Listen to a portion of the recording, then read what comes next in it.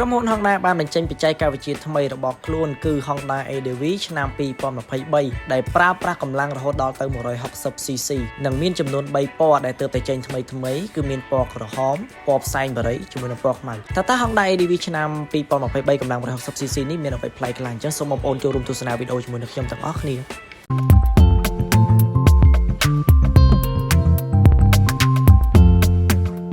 ជំរាបសួរស្ដីបងប្អូនទាំងអស់គ្នាស្វាគមន៍មកកាន់វីដេអូថ្មីហ្នឹងហើយថ្ងៃនេះខ្ញុំមានវីដេអូចង់ចែករំលែកដល់បងប្អូនទាំងអស់គ្នាទាក់ទងទៅនឹងការធ្វើ review អំពីម៉ូតូ Honda ADV ឆ្នាំ2023កម្លាំង 160cc ថាតើ Honda ADV ឆ្នាំ2023និងកម្លាំង 160cc នេះមានអ្វីប្លែកខ្លាំងអញ្ចឹងសូមបងប្អូនចូលរួមទស្សនាជាមួយនឹងខ្ញុំទាំងអស់គ្នាសម្រាប់បងប្អូនដែលមិនទាន់បានចុច Subscribe សូមជួយចុច Subscribe Channel ខ្ញុំម្នាក់មួយផងដើម្បីទទួលបាននូវវីដេអូថ្មីៗទៀតបាទអញ្ចឹងសម្រាប់ចំណុចទី1ដែលខ្ញុំចង់លើកឡើងមកនិយាយនេះគឺខ្ញុំចង់និយាយអំពីចង្គៀងមុនគេទាក់ទងទៅនឹងចង្គៀងគឺក្រុមហ៊ុន Honda បានបំពាក់ប្រភេទជាចង្គៀង LED ទំនើបចុងក្រោយដែលបញ្ចេញនៅពន្លឺដ៏មុតស្រួចភ្លឺច្បាស់ល្អហើយសម្រាប់ភ្លើងកន្ទុយក្រោយវិញគឺបំពាក់ដោយប្រព័ន្ធ ESS ដែលអាចផ្ដល់សញ្ញាភ្លើងញាក់ផ្ដល់ជាដំណឹងពេលជន់ហ្វ្រាំងជាបន្ទាន់អាចឲ្យដំណឹងអ្នកក្រោយមើលឃើញយ៉ាងច្បាស់ថាម៉ូតូយើងកំពុងរៀបចំឈប់ជាមួយគ្នានឹងដែរខ្ញុំចង់បង្ហាញបងប្អូនទាំងអស់គ្នាទាក់ទងទៅនឹងក្បាលខ្យល់ម្ដងនេះគឺខុសពីក្បាលខ្យល់មុនគឺខ្ពស់ជាងមុនបាទងាយស្រួលកាច់មានពីរតប់វាអាចជួយកាត់បន្ថយកម្លាំងខ្យល់ដែលបោកប៉ះមកលើម៉ូតូអញ្ចឹងវាអាចទប់ខ្យល់បានល្អជាងមុនសម្រាប់ចំណុចដែលខ្ញុំចង់និយាយបន្តនោះគឺតាក់ទងទៅនឹងកុងទ័រគឺប្រើប្រភេទ New Full Digital Speedometer គឺជាប្រភេទកុងទ័រថ្មីទំនើបជាងមុខគេកុងទ័រ Full Digital ដែលបានបង្ហាញអំពីគ្រប់មុខងារដូចជាល្បឿនចម្ងាយចរនាឡិកាភ្លើងសញ្ញាឈប់រយៈពេលខ្លី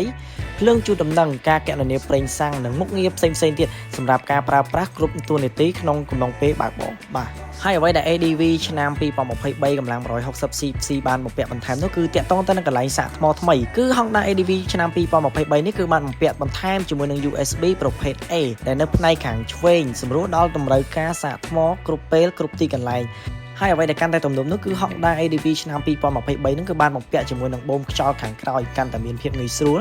និងសម្រួលដល់ការធ្វើដំណើរគ្រប់ស្ថានភាពផ្លូវមិនថាក្នុងក្រុងឬក៏ទីឆ្ងាយទេមិនថាស្ថានភាពផ្លូវលំបាកឬក៏ស្រួលយ៉ាងណាទេគឺ ADV អាចទប់លំនឹងបានល្អជានិច្ចទោះជាមានការផ្លាស់ប្ដូរច្រើនយ៉ាងណាក៏ដោយក៏ Honda ADV ឆ្នាំ2023កម្លាំង 160cc នេះនៅតែបំពាក់ជាមួយនឹងប្រព័ន្ធហ្វ្រាំងមុខ ABS ព្រមទាំងបន្ទះហ្វ្រាំងបែប Vavidis ដោយបញ្ឈប់ម៉ូតូបានដោយសុវត្ថិភាពគ្រប់ស្ថានភាពស្ថានភាពនៃផ្លូវទោះមានការលក្ខណៈថាអកសើឬក៏យ៉ាងណាក៏ម៉ូតូ Honda ADV នេះអាចទប់លំនឹងខ្លួនបានយ៉ាងល្អមិនធ្វើឲ្យគ្រោះថ្នាក់ដល់អ្នកបើកបរឡើយសម្រាប់ប្រព័ន្ធសោគឺ Honda ADV នៅតែរក្សាប្រភេទ Smart Key System ដដែលគឺពុំមានការផ្លាស់ប្ដូរណាទេគ្រាន់តែ Smart Key ម្ដងនេះគឺមានភាពវៃឆ្លាតជាងមុនបន្តិចទាក់ទងទៅនឹងប្រព័ន្ធបញ្ឆេះផ្សេងៗទៅលើតួម៉ូតូ